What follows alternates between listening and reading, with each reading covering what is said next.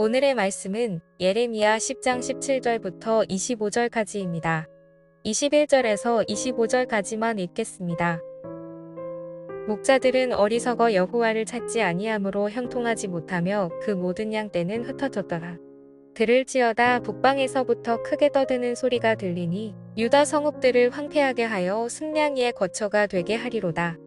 여호와여, 내가 알거니와 사람의 길이 자신에게 있지 아니하니 걸음을 지도함이 걷는 자에게 있지 아니하니이다.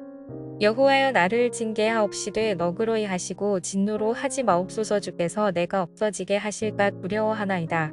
주를 알지 못하는 이방 사람들과 주의 이름으로 기도하지 아니하는 족속들에게 주의 분노를 부으소서. 그들은 야곱을 씹어 삼켜 멸하고 그의 거처를 황폐하게 하였나이다 하니라. 여러분, 오늘 본문은 계속해서 이스라엘의 임할 심판에 대해 말씀을 전하고 있는데요. 여러분, 특별히 21절 말씀을 보면 목자들의 어리석음에 대해 말하고 있습니다. 여러분, 목자란 양들을 치는 사람을 말하는 거예요. 그리고 이러한 목자를 목회자 또는 지도자들을 가리켜 말하기도 하죠.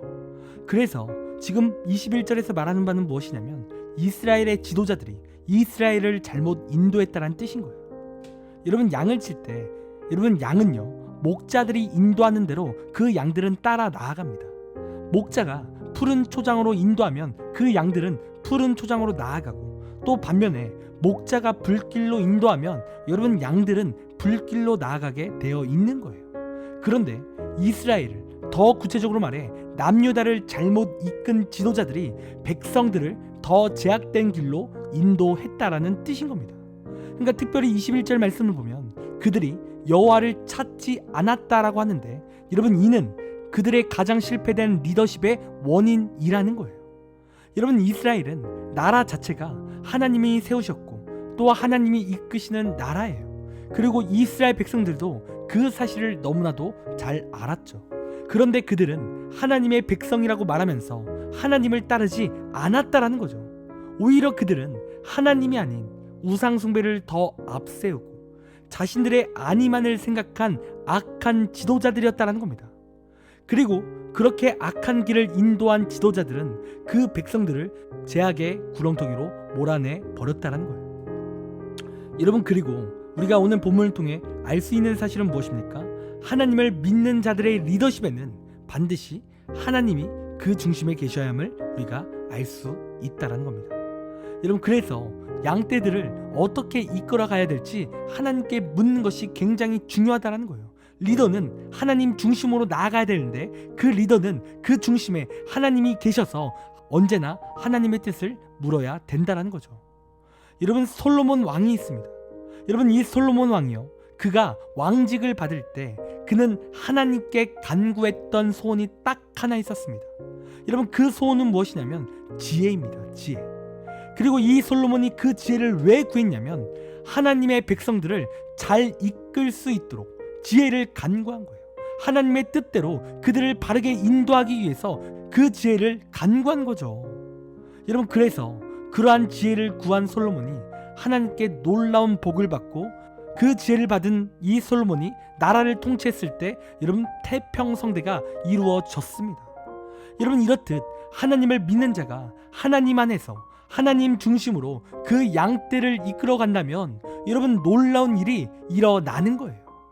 여러분, 그러나 이스라엘도 그렇고 악한 지도자들 마음 가운데 하나님을 향한 마음이 없고 오로지 자신의 악한 이기심만 가득했기에 여러분, 나라가 죄가 가득한 나라가 된 겁니다. 여러분, 이스라엘이 그래서 지금 심판을 받는 거예요. 여러분, 오늘 이 말씀을 받는 우리도 우리 평생에 우리가 리더가 될 때가 있습니다. 여러분, 우리가 그러한 리더가 될 때 여러분, 우리는 솔로몬처럼 하나님의 지혜를 구하며 하나님 중심으로 그 리더십을 발휘해야 될 줄 믿습니다. 여러분, 우리가 그렇게 하나님 중심으로 우리의 리더십을 발휘해 나아갈 때 여러분, 우리의 공동체가 부흥하는 거예요. 솔로몬이 나라를 통치했을 때 그 나라가 부강했듯이 우리가 그 리더십을 발휘할 때 우리의 공동체가 부흥하는 겁니다. 여러분, 그렇기에 이 시간 우리의 삶 가운데 하나님 중심으로 하나님께 물으며 나아가는 그 리더십을 우리가 겸비하길 간절히 원합니다.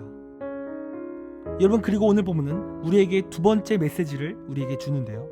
여러분, 오늘 본문 23절과 24절 말씀을 보면 하나님이 인도하시는 길은 능력이 있음을 오늘 본문이 말하고 있다는 거예요. 여러분, 우리 하나님께서는 나보다 나를 잘 아시는 분입니다. 그래서 나보다 나에게 가장 필요한 것이 뭔지를 잘 아시는 분이시죠. 그래서 우리가 믿어야 될 사실은 언제나 우리 하나님은 우리를 좋은 길로 인도하신다라는 그 사실을 우리는 믿어야 되는 거예요. 여러분, 물론 우리를 고난의 길로 인도하셔서 우리가 그 하나님의 길을 두려워하게 하시지만, 그럼에도 우리가 기억해야 될 사실은 그 고난의 길도 축복의 길이라는 사실을 우리가 믿어야 된다라는 거예요. 우리를 망하게 하시는 것이 아니라 더욱 더 좋은 것을 우리에게 주시기 위한 길인 것을 우리가 믿어야 된다는 거죠.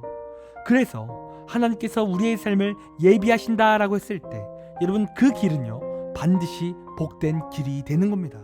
하나님의 축복의 대로가 되는 거예요. 여러분, 그렇기에 우리는 그 하나님이 우리의 인생을 섭리하심을 믿고 그분께 우리의 길을 맡겨드려야 될 줄 믿습니다. 한마디로 하나님을 의지하는 거죠. 여러분, 그리고 우리가 그렇게 하나님을 의지할 때 우리는 놀라운 보석이 되며 존귀하게 쓰임을 받는 겁니다. 여러분, 오늘 본문에서 우리에게 말하는 바는 두 가지입니다. 첫 번째로, 우리가 리더가 될 때 반드시 리더는 하나님 중심으로 리더십을 펼쳐야 하며, 우리는 언제나 그 하나님이 예비하신 길을 신뢰하며 하나님을 전적으로 의지해야 함을 말씀을 통해 우리가 들었습니다. 여러분, 그러므로 우리가 이 시간 이 말씀을 들었다면 이제는 순종하길 간절히 원합니다. 여러분, 지금 리더의 자리에 있다면, 또 앞으로 우리가 리더가 될 것이라면 먼저 우리의 중심에 하나님이 계시길 간절히 원합니다. 그리고 언제나 하나님이 예비하시는 길을 신뢰하며 나아가길 간절히 원합니다. 우리가 그렇게 오늘 이 말씀을 순종한다면 우리가 리더로서 쓰임을 받을 때 나의 공동체가 부흥할 것이며, 또 내 삶에 놀라운 하나님의 능력과 은혜가 임할 것입니다. 여러분, 그런 이 시간 오늘 들은 말씀 가운데 반응하고 순종하는 우리의 귀한 삶이 되기를 간절히 원합니다. 적용 질문 드리겠습니다. 나는 어떤 리더가 되고 싶습니까? 또 나는 리더십 가운데 어떤 덕목이 가장 중요하다고 생각을 하십니까? 이 시간 댓글 통해 함께 은혜를 나눠주시길 부탁드리겠습니다. 기도하겠습니다. 하나님, 언제나 우리의 삶이 하나님 중심으로 살기 원합니다. 하나님, 내 욕심으로 우리가 그러한 리더가 되는 것이 아니라 온전히 하나님의 뜻을 받고 하나님의 뜻을 묻는 참된 리더가 되길 원하오니, 하나님께서 우리 마음 가운데 역사하여 주셔서 온전히 우리가 하나님 중심으로 나아갈 수 있도록 인도하여 주시옵소서. 그리하여 나 때문에 공동체가 살아나게 하시고 나 때문에 부흥을 경험할 수 있도록 인도하여 주시옵소서. 하나님, 시간 모든 것을 주님께 맡깁니다. 감사하며 사랑이 많으신 예수님의 이름으로 기도드립니다. 아멘. 시간 우리 함께 1분 동안 말씀을 생각하며 함께 기도하기 원합니다. 기도하겠습니다.